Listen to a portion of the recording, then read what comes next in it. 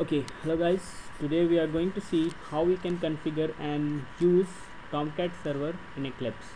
So here I start with Eclipse. This is my Eclipse which is started, and when it is started it by default shows you the welcome page, which you can see where you have the options for overview, samples, tutorials, what's new. First of all, we need to change the perspective according to what kind of program or application development we are going to use in the current view of the Eclipse. Like you can see here where there are various perspective related to sort of application development, like pure Java application, web application, enterprise applications. When you click on this Windows menu, you will get here a open perspective option. There you can have a lot of choices, debug perspective, where you can get a lot of tools and various windows related to only debugging the application. Similarly, we have Java, JPA resources and web application, as well as for enterprise application we have a different perspective. Right now we are going to discuss how we can develop how we can configure Apache Tomcat with Eclipse so that we can build web applications. So we are going to change our perspective into web.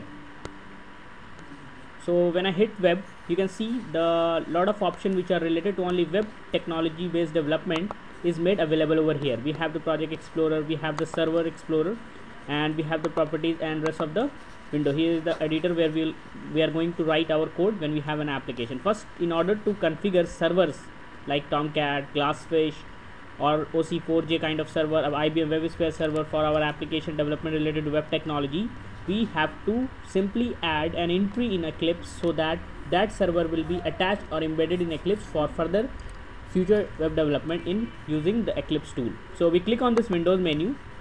There you can see there is a preferences. Go with the preferences choice. The left side you will find a server option. Okay, expand on it. There you see runtime environment. Click on it, and here is the add button, which gives you option for adding various kind of supported server which can be embedded in Eclipse. So we are going to choose here Apache Tomcat version 7.0. Before doing this, we need to have downloaded the Apache Tomcat from their original website and extract it into a folder. So in my case, as you can see here, I have extracted and installed this. This is where I have extracted Apache Tomcat version 7.0. okay, 7.1.4 and 7.0.23 both are available. Any of our choice we can use over here. So I'm going to use it, and it is in the home directory, and or you can say is the like I'm using the Fedora version of Linux. So this is how my directory layout is. It may differ according to the operating system you have chosen. Like in case of Mac or in Windows, we will get different layout. Okay, so let's come here and we choose this option. We hit next. Then we can see here the name of the server appears, and we can leave it as it is or we can change it if we wish. And here is the Tomcat installation directory, also known as Catalina home directory. Click on the browse link. Here we come to the same home directory here, that is in case my username 7.0.14 or 7.0.23, which I just showed you here. You can still, if you want the files view, and you see here those are available. So I choose here Apache 7.0.2.3 and I click on the OK button. Then all set, we are done. Like the default GRE we have configured earlier in our Eclipse is already linked over here. You just need to hit the finish button and Tomcat is added. Okay, further if you want to edit the properties, we can do so by clicking on this edit link and make necessary changes required. Click on OK and it is added. Now in order to make use of server, like when you need to start it, change the port number or configure it according to the application, we have a server palette over here. If this server palette is not available, you can bring it back anytime. Like it is available only when we have changed the perspective of our application from here into the web view. Like if it is not going to be web, it is going to be Java perspective. You can see that server option will not be available.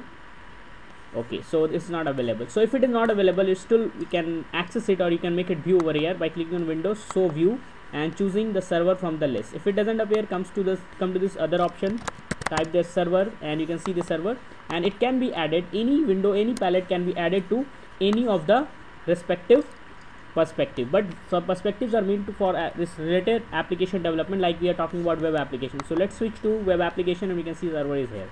Just now we added or embedded this server Apache Tomcat in Eclipse, and now we need to add it to the server's view of our or server window of our web application perspective. So right click on it, new server, and here we choose again Tomcat 7, and one that we have embedded earlier is already taken, its configuration files and things have been read over here. So click on finish, and you can see Tomcat that will appear here in the server's view. Okay, why I have added here? So that I can easily manage it and configure it. Like right click on it, gives me the option for starting it, publishing applications over there, adding or removing applications. Like you can see here, a lot of things can be done. Okay, so anyways, right now I need to configure it, so I double click on it or right click and open it. You will see all the configuration related to this application server we have configured. First of all, the thing to be noted over here is that we can change the workspace location where when we create an application in Eclipse, by default it will publish the particular specific application file, like war file. The deployment files are going to be published directly inside the workspace metadata. It means that Eclipse has created its own folder in which it has copied the minimal required file from the web server in order to work on the web application. We can change it, and we can overtake the Tomcat installation also, so that all the published file, like for example I'm saying, when you publish an application, only the compiled version of the files are generated as an output, and it is stored in the web apps directory of the Tomcat. If you want it to be stored in Eclipse specific folder, you can use it, this workspace metadata. If you want it to be stored in the Tomcat direct installation directory where you have extracted your Tomcat file, you can use it, or you can specify a custom location. Like I'm going to use a custom location. I click on the browse button, I navigate to my home directory, I click on create a folder, I write here Eclipse Tomcat 7. So I can, like for example, later on use it for viewing the logs and kind of thing. We don't have to go for the metadata files, or we don't have to search in the Eclipse web apps directory. And here you can, if you wish, you can change the port number also.